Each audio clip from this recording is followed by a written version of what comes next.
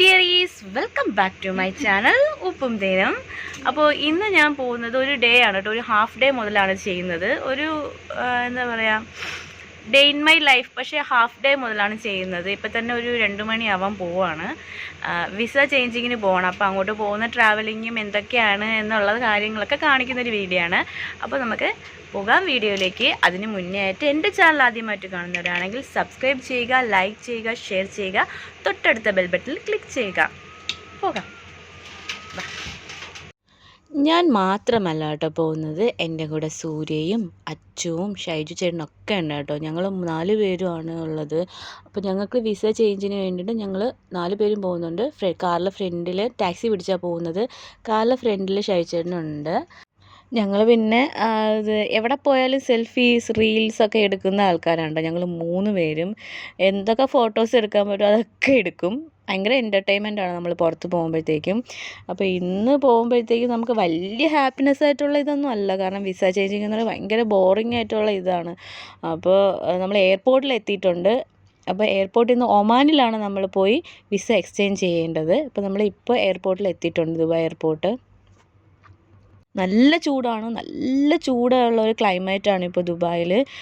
ഉരുവിപ്പോകും. നമ്മളൊന്ന് ജസ്റ്റ് ഒന്ന് ഇറങ്ങി കഴിഞ്ഞ് കഴിഞ്ഞാൽ നമ്മൾ വിയർത്ത് കുളിച്ച് ഭയങ്കര ബോറാവട്ടെ. നമ്മൾ മേക്കപ്പൊക്കെ ചെയ്തുകൊണ്ട് ഇറങ്ങിക്കഴിഞ്ഞാൽ തീർന്ന്, മേക്കപ്പെല്ലാം ഒലിച്ചിറങ്ങും. ആ അവസ്ഥയാണ് ദുബായിലെ ഇപ്പോഴത്തെ ചൂട്. അപ്പോൾ നമ്മൾ എയർപോർട്ടിനകത്തോട്ട് കയറാനുള്ള ടാക്സി പറഞ്ഞയച്ചു. എയർപോർട്ടിനകത്തോട്ട് കയറാനുള്ള പ്ലാനിലാണ്.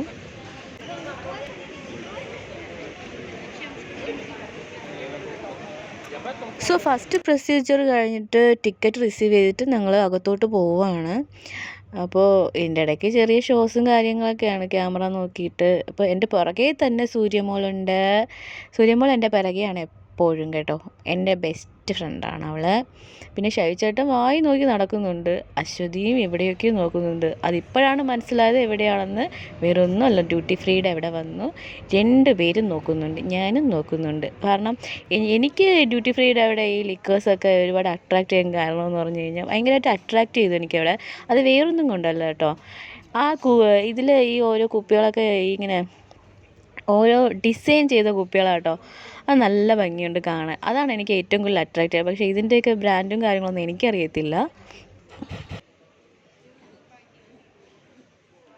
കണ്ടില്ലേ, ഇവിടെ ഫുള്ള് കുപ്പികളാണ് ഡ്യൂട്ടി ഫ്രീയുടെ. അത് പ്രത്യേകിച്ച് എല്ലായിടത്തും പറഞ്ഞു തരേണ്ട ആവശ്യമില്ല, എല്ലാവർക്കും അറിയാം. നമ്മൾ എയർപോർട്ടിനകത്ത് കയറുമ്പോൾ ഡ്യൂട്ടി ഫ്രീയുടെ അവിടെ ഈ ലിക്കേഴ്സും കാര്യങ്ങളൊക്കെ ഉണ്ട്. പിന്നെ അതുപോലെ തന്നെ സൈഡിൽ ലാപ്ടോപ്സും കാര്യങ്ങളൊക്കെ ഉണ്ട്. അത് ഞാൻ കാണിക്കുന്നുണ്ട്. അതിൽ ലാപ്ടോപ്സ്, ഫോണ്, ഹെഡ്സെറ്റ് എല്ലാം കാണിക്കുന്നുണ്ട് കേട്ടോ. അവിടെ ആ ഭാഗത്തോട്ട് ഒന്ന് ഞാൻ ജസ്റ്റ് ഒന്ന് നോക്കിയതാണ്. പക്ഷേ ഞങ്ങളുടെ കയ്യിലൊക്കത്തില്ല, അത്രയും നല്ല റേറ്റാണ്. അതുകൊണ്ട് എനിക്ക് പക്ഷേ അത് പർച്ചേസ് ചെയ്യണമെന്നുണ്ടായിരുന്നു. പക്ഷേ ഒരു ലാപ്ടോപ്പ് പർച്ചേസ് ചെയ്യണമെന്നുണ്ടായിരുന്നു, ചെറിയൊരു ലാപ്ടോപ്പ്.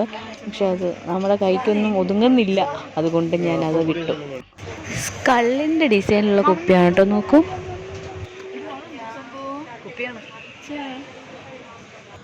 അതുപോലെ ഇത്രയും പൊക്കമുള്ളൊരു കുപ്പീനെ ഞാൻ ആദ്യമായിട്ടാണ് കാണുന്നത് കേട്ടോ. അത് ലിക്കർ കുപ്പി. സത്യമായിട്ടും ഒരു രക്ഷയില്ല. ഭയങ്കര ഒരു എന്താ പറയുക, എല്ലാം ഒരു കൗതുകമായിരുന്നു കാണാൻ. കുപ്പികളുടെ ഡിസൈൻ, ലിക്കർ കുപ്പികളുടെ ഡിസൈൻ ആസ്വദിച്ച് കുപ്പികളുടെ ഡിസൈൻ മാത്രം ആസ്വദിക്കുന്ന ഒരു വ്യക്തി ഞാൻ മാത്രമായിരിക്കും.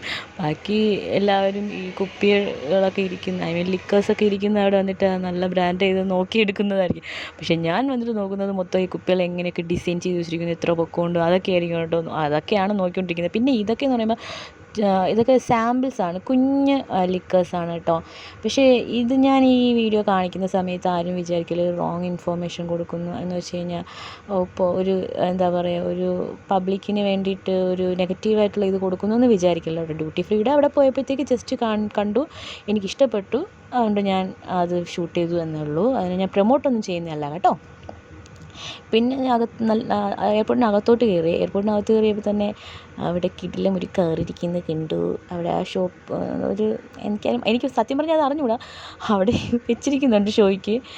അപ്പോൾ അവിടെ വന്ന് കുറച്ച് ഷോയൊക്കെ കാണിച്ചു. അത് കഴിഞ്ഞിട്ട് പിന്നെ ഞങ്ങൾക്ക് വിശന്നപ്പോൾ നമ്മൾ എന്തെന്നറിയാമോ, ചിക്കൻ ടിക്കയുടെ ഒരു സാൻഡ്വിച്ച് വാങ്ങിച്ചായിരുന്നു. 2 എണ്ണം വാങ്ങിച്ചാൽ മതിയായിരുന്നു. കാരണം ഒന്നിൽ തന്നെ 2 പേർ കഴിക്കാനുള്ളതുണ്ടായിരുന്നു. വലിയ സാൻഡ്വിച്ചാണ്. പിന്നെ ഞങ്ങൾ 4 കോഫി വാങ്ങിച്ചു. ഷൈജു ചേട്ടൻ താലം പിടിച്ച് വരുന്നുണ്ട് കോഫിയും വെച്ചിട്ട്, ഞാനും താലം പിടിച്ച് പോകുന്നുണ്ട്. പിന്നെ ഞങ്ങൾ ഒരു സ്ഥലത്ത് ഇരുന്നിട്ട് ഞങ്ങൾ ഇത് കോഫിയും സാൻഡ്വിച്ചൊക്കെ കഴിച്ചു. നല്ല ടേസ്റ്റാണ് കേട്ടോ, നല്ല ടേസ്റ്റായിരുന്നു. അതിൽ നിറയെ എന്താ പറയുക, എഗ്ഗാണ് കൂടുതലുള്ളത്. എഗ് സാൻഡ്വിച്ചാണ്. ബ്രെഡ് നൈസ് ബ്രെഡാണ്, നല്ല സോഫ്റ്റ് ബ്രെഡാണ് സാൻഡ്വിച്ചിൻ്റെ. അപ്പോൾ ഇത് ഒരെണ്ണം കഴിക്കുമ്പോൾ തന്നെ നമ്മൾ വയറ് നല്ല ഫുള്ളായിട്ടുണ്ടായിരുന്നു. അശ്വതി പിന്നെ തിരിഞ്ഞും പിരിഞ്ഞൊന്നും നോക്കുന്നില്ല. അശ്വതി ഫുഡ് കഴിക്കുന്ന കോൺസെൻട്രേറ്റ് ചെയ്തിരുന്നു. പിന്നെ അശ്വതി വീട്ടിലോട്ട് വിളിക്കുകയാണ്. വീട്ടിൽ വിളിച്ച് കാര്യങ്ങളൊക്കെ സംസാരിച്ചുകൊണ്ടിരിക്കുകയായിരുന്നു. ഞാൻ ഷോ കാണിച്ചുകൊണ്ടിരിക്കുകയായിരുന്നു ക്യാമറയുടെ മുമ്പിൽ.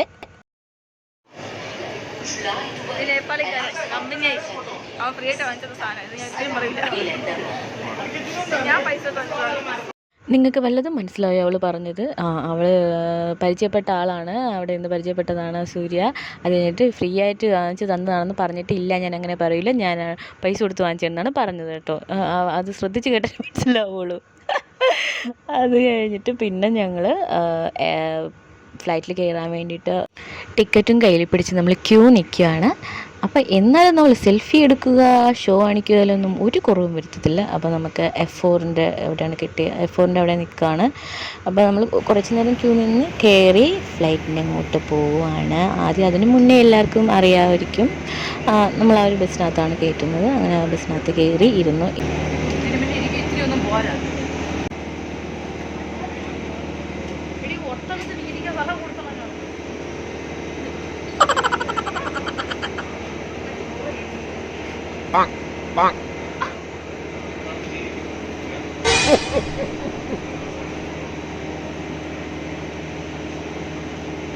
അത് കഴിഞ്ഞിട്ട് ഞങ്ങൾ ഫ്ലൈറ്റിനകത്ത് കയറിയിട്ട് നമ്മൾ സീറ്റൊക്കെ നോക്കിയെങ്കിലും ഞാൻ എൻ്റെ മുഖത്തിൽ നിന്ന് ക്യാമറ മാറ്റിയിട്ടില്ല കേട്ടോ.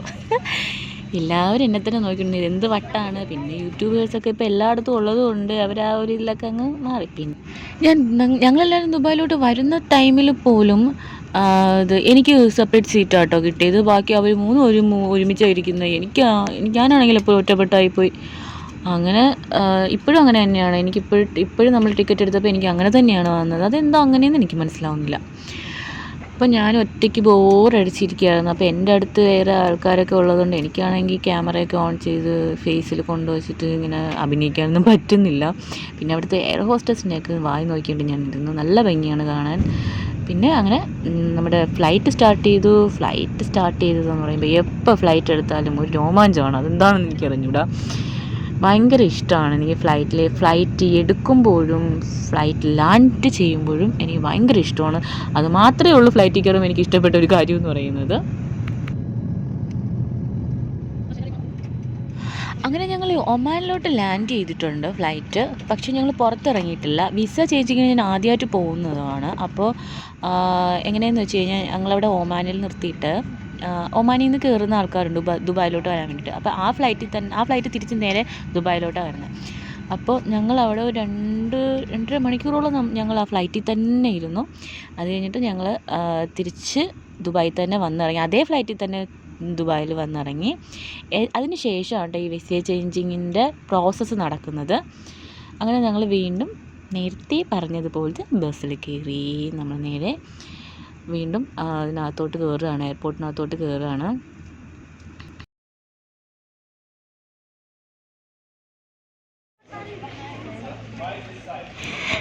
പിന്നെ നമ്മൾ വിസ ചേഞ്ചിങ്ങിലുള്ള പ്രോസസ്സിന് വേണ്ടിയിട്ട് പോവുകയാണ് കേട്ടോ. അപ്പോൾ അവിടെ ഒരുപാടൊന്നും നമുക്ക് വീഡിയോ എടുക്കാനുള്ള അലൗഡൊന്നും ഇല്ലായിരുന്നു. അതിൻ്റെ ഇടയ്ക്ക് ഒരു കുഞ്ഞ് ക്യൂട്ട് ബേബീനെ കണ്ട് ഓടി ഒളിക്കുകയാണ് എന്നെ കണ്ട് പേടിച്ചായിരിക്കും, അതായിരിക്കും.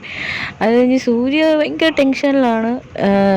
കാരണം അവളെ ഫസ്റ്റ് ടൈമാണ്, എനിക്കും ഫസ്റ്റ് ടൈമാണ് വിസ ചേഞ്ചിങ്.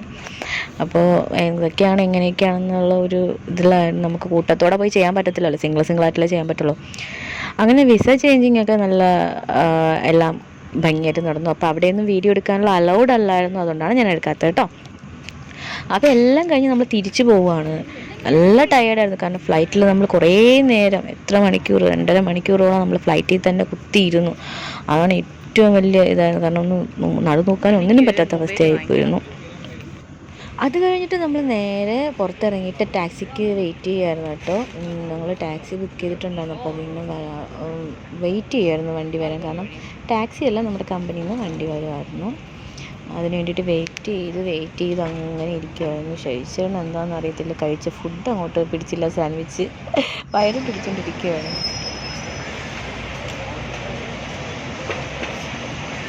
ഇനി അങ്ങനെ ഇന്നത്തെ ഇത് കഴിഞ്ഞു. ഇനി വണ്ടിക്ക് വെയിറ്റ് ചെയ്തുകൊണ്ടിരിക്കുകയാണ്. വണ്ടി വന്നുകൊണ്ടിരിക്കുകയാണ്. ഇത്രയേ ഉള്ളൂ. സത്യം പറഞ്ഞാൽ ഭയങ്കര ടയേർഡായി. ഇനി ടയേർഡാവാൻ വയ്യ. എന്നാൽ എന്തെങ്കിലുമൊക്കെ ഹാർഡ് വർക്കായിരുന്നു, അതുമല്ല. ഇതെന്ന് സത്യം പറഞ്ഞാൽ പുഴുത്ത് ഇരിക്കുന്നില്ല.